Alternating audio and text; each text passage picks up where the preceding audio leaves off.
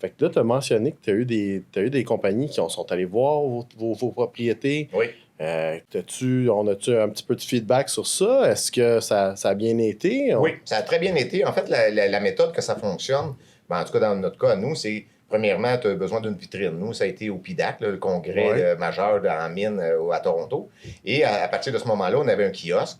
Il y a des compagnies qui sont venues visiter un peu sans en espion, mais venir voir qu'est-ce que tu as. Après ça, quand tu revois venir une fois ou deux au kiosque, puis là, ils commencent à poser plus de questions, bien là, ça devient intéressant. Puis à partir de ce moment-là, on signe ce qu'on appelle une entente de confidentialité. Ouais. C'est-à-dire que ils veulent avoir accès à toutes nos données pour essayer d'analyser puis de voir eux-mêmes c'est quoi le potentiel de ton secteur. Puis avec ces données-là, mais c'est certain que c'est confidentiel. Donc, on ne peut pas nommer les compagnies, on ne peut pas nommer comment il y en a, mais on peut dire que c'est plus qu'une main là, de compagnies qui sont venues puis ont passé l'étape de signer des ententes pour venir visiter. Jusqu'à maintenant, il y a 2 compagnies majeures qui sont venues visiter. On s'entend, on a fait 10 000 mètres de forage. On est quand même très, très... Excusez, là, je vais avoir un peu des mots en anglais, en français. Early stage, hein? Très tôt dans l'exploration. Pour attirer des majeurs, c'est déjà très tôt. Mais, entre autres, pour ce qui est le cas des maritimes, c'est qu'il n'y en a pas encore de majeurs qui sont implantés. C'est-à-dire qu'ils ont commencé à regarder puis de venir. Tandis que si tu parles de Val-d'Or, BC Triangle, il y en a beaucoup. T'en as plein. Fait que pour ces compagnies-là, quand tu as déjà, mettons, je donne des noms comme ça, Inco Eagle, ils sont déjà là, tu as déjà Barrick, tu as déjà de gros majeurs, mais pour une majeure de venir, c'est un peu plus risqué, puis tu as un peu moins de chance parce que tu penses que les majeurs ont déjà été visités, les premiers projets. Tandis qu'au Nouveau-Brunswick, il n'y a pas de majeur. À Terre-Neuve, il n'y a pas de majeur. Donc, ça lui permet de s'installer puis de prendre un peu le pouls de l'exploration. Mais oui, surtout que vous avez un beau projet, mais en même temps qu'il n'y a pas de majeur qui est installé là-bas, c'est peut-être on est en train de voir les premiers pas. Exact. Pour un majeur venir s'installer au Nouveau-Brunswick. Colin, fait que vous êtes très bien situé, je me rappelle bien en plus avec vos propriétés. Exact. Puis un des éléments majeurs pour une majeure, là, ça fait pas mal de mots majeurs dans la même phrase, là, ils veulent que tu aies du terrain. Hein? Ils ne viendront pas si tu as une 3-4 lignes. Il faut que tu aies une position stratégique suffisamment grande pour qu'eux-mêmes fassent leurs travaux. Puis en plus de ça, mais tu dois déjà avoir fait un trou de découverte, ce qui est le cas, hein, quand on a foré 5 grammes sur 50 mètres.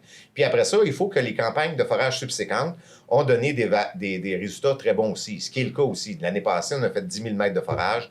La majorité des forages ont trouvé de l'or. Il y a peut-être une quinzaine de forages, c'est vraiment de quoi d'exceptionnel. Donc là, on a tout coché, ce qu'on pourrait dire, les box pour eux. Donc, une bonne juridiction, bonne place. Là, maintenant, c'est leur travail d'évaluer s'ils ont un 3, 4, 5 millions d'onces. Parce qu'une majeure, si tu n'as pas au moins 3 à 5 millions d'onces, ne fera pas un takeover sur une compagnie ou ne fera pas vraiment une acquisition. Sauf que quand ils voient le potentiel, tu n'as pas besoin de leur montrer. Parce qu'eux autres, ils ont les géologues, ils ont peut-être 30 géologues qui connaissent ça, qui ont ça partout dans le monde, il y a une équipe.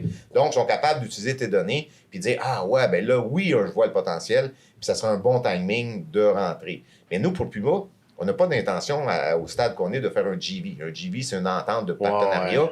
Parce qu'à partir de ce moment-là, moi, je trouve, pour mes investisseurs, ce qu'on peut dire, l'effet de levier disparaît. Parce que si tu vends 70 % de tes projets de majeurs, oui, tu n'investis plus, mais il te reste juste 30 %. Puis maintenant, après seulement 3 ans d'exploration, ça devient difficile de dire c'est quoi le prix que ça vaut vraiment. Parce que selon nous, on a juste effleuré la pointe de l'iceberg. Là. On a encore plein d'autres cibles. Puis ce qu'on fait cette année, c'est avec le budget de 3 millions, mais il y a environ 30 % de notre budget qui est appliqué à trouver des nouvelles zones, mais pas dans d'autres lignes, dans nos claims. On a 60 000 hectares. Ça fait à peu près 10 km par 60 km. À l'intérieur de ça, il y a plein de zones à différents stades d'avancement. Il y a des zones comme la zone Lynx qui est rendue au stade de métallurgie. On est en train d'évaluer à l'interne l'économique de cette lentille-là. Puis ça, c'est la plus avancée. En plus de ça, mais on a plein d'autres indices ou showing, pas encore des dépôts, d'or qui doivent être travaillés, plus les peut-être 50 nouvelles qu'on n'a pas trouvées encore.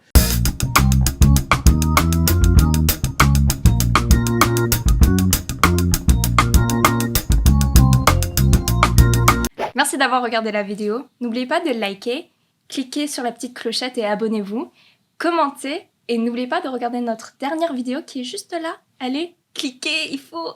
Et on vous voit à la prochaine. Bye bye.